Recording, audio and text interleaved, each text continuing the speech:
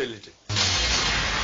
Doctor صاحب تقلید کے تعلق سے کیا فرمائیں گے آپ؟ تو تقلید کے معنی کیا امپورٹنٹ ہے واپس سے. کیوں میں کہتا ہوں تقلید لوگ کہتے ہیں کہ آنکھ بند کر کے ماننا، جیسے تقلید کہتے ہیں، یہ تو ایک عام ڈیفینیشن ہے. لیکن میں یہ کہتا ہوں کہ اگر آپ کو کس پہ بھروسہ ہے، مثال کے طور کے اوپر آپ جاتے ڈاکٹر کے پاس، وہ دوا دیتا، آپ مان کے دوا لے لیتے. تو ایک چیز ہے کہ تقلید کے معنی آنکھ بند. ایکچوئل تقلید عربی لفظ سے آتا ہے کہ مثال کے طور کے اوپر آپ اگر کوئی جانور کو کوئی رسی دے کے کھینچتے، وہ قلادہ اس سے آتا ہے. جی. لیکن عام معنی ہے کہ آنکھ بند کر کے ماننا.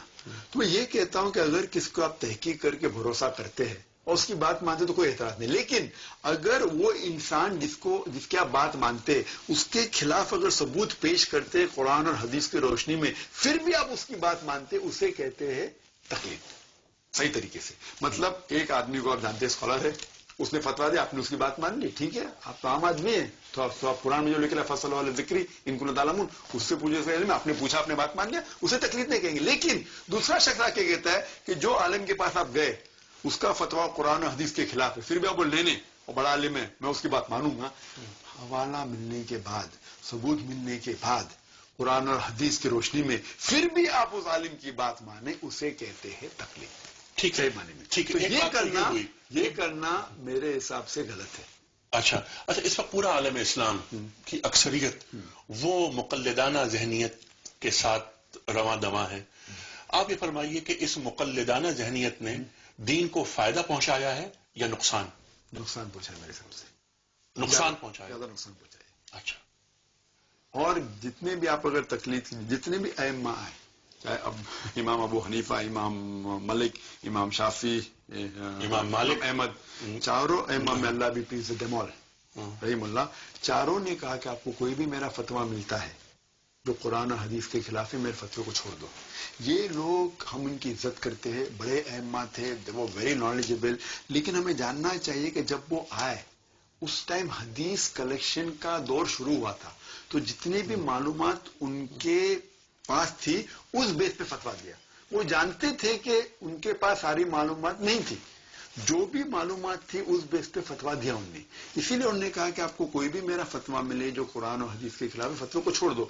تو انہوں نے ایسا کچھ، ان کا ارادہ نہیں تھا کہ ایک فرقہ بنانا یا ایک گروہ بنانا، لیکن انہوں نے فتویٰ دیے. تو اسی لیے میں کہتا ہوں کہ میں پریکٹس کے اندر اگر ابو حنیفہ، امام ابو حنیفہ نے کچھ کہا رحیم اللہ، مثال کے طور پہ انہوں نے کہا کہ جب آپ نماز پڑھتے ہیں لاؤڈ نماز، تو سورہ فاتحہ کے بعد آمین آہستہ سے بولو. لیکن جب میں پڑھتا ہوں صحیح بخاری میں کئی حدیث ہے جس میں لکھا ہوا کہ آمین زور کا بولو، آمین بالجہر ہے، بالجہر، تو آپ میں آمین زور کا بولتا ہوں. اسی لیے میں کہتا ہوں کہ میں 100% حنفی ہوں، کیونکہ امام ابو حنیفہ نے کہا کہ آپ کو کوئی بھی میرا فتویٰ ملے جو قرآن سے خلاف ہے، فتوے کو چھوڑ دو. تو میں نے فتوے کو چھوڑ دیا. تو عملی طور پہ میں 100% حنفی ہوں.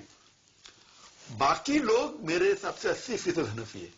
وہ ابو حنیفہ کی اکثر بات کو مانتے لیکن سب بات کو نہیں مانتے. ابو حنیفہ نے یہ بھی کہا کہ اگر فتویٰ غلط ہے تو چھوڑ دو. اسی طریقے سے امام شافعی نے کہا. تو کیا ڈاکٹر صاحب آپ ہی کی بات کو آگے بڑھاتے ہوئے کیا ایسا ممکن ہے کہ جو بات کسی بھی امام کی اچھی لگے نہیں، آپ جو صحیح ہے، جو یعنی اچھی لگی سے مراد دینی نقطۂ نگاہ سے، بالکل سے، دینی نقطۂ نگاہ سے، بالکل سے، تو کیا ہم بیک وقت کئی اماموں کے فالوور ہو سکتے ہیں؟ بالکل سے. یہ لوگ کہتے ہیں کہ آپ کو ایک ہی امام کو پکڑنا چاہیے، آپ چینج نہیں ہو سکتے. یہ آپ ان ثبوت کے لیے پوچھے، کل ہاتھوں برہانوں کو من کو تم صادقین، کہیں بھی قرآن میں نہیں لکھے، کہیں بھی حدیث میں نہ آتا ہے. یہ ائمہ کا ذکر بھی نہیں حدیث و قرآن میں. یہ ائمہ گریٹ اسکالرس ہیں، ان کو رسپیکٹ کرتے، اور عام طور پہ 95% کے اوپر صاحب ائمہ نے وہی چیز کہا. فرق ہے 2%، 3%، 4% میں، اس کے اوپر ہم لڑتے ہیں. تو اس 3 یا 4% میں اگر اختلاف ہے تو ہمیں تحقیق کرنا. جس میں اختلاف نہیں ہے، میں صحیح ہوگا تحقیق نہیں بھی کرے چلتا ہے.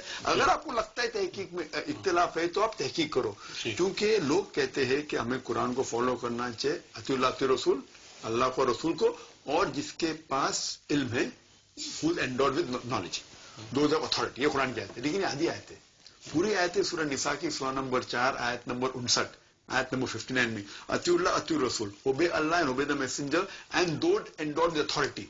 اس کے پاس اولی الامر. لیکن ختم نہیں ہوتا ہے. اس کے بعد آتا ہے اف دس پیپل ڈفر, اگر ان میں اختلاف ہے تو قرآن آپ اللہ اور رسول کے پاس جاؤ.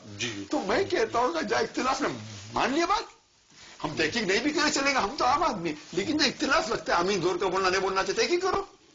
اور تحقیق کرنے کے بعد ہم کوئی نئی چیز کو نہیں فالو کر رہے. چاروں مذہب یہ مانتے کہ قرآن مجید کے بعد سب سے اول حدیث آتی ہے صحیح بخاری کی. تو اب جب کہتے ہیں صحیح بخاری قرآن کے بعد ہے, جب صحیح بخاری میں کئی حدیث ہے جس میں لکھا ہوا ہے کہ آمین زور کا بولتے, کیوں زور کا بولتے. تو کچھ لوگ یہ کہتے ہیں کہ ڈاکٹر صاحب ویسے یہ مائنر ایشوز ہیں, مائنر ایشوز ہیں, اس میں تو اختلاف ہونا چاہیے, نہیں چاہنا چاہیے, لیکن فکری اختلاف, اختلاف سے مراد نہیں, آپ فکری اختلاف ہے.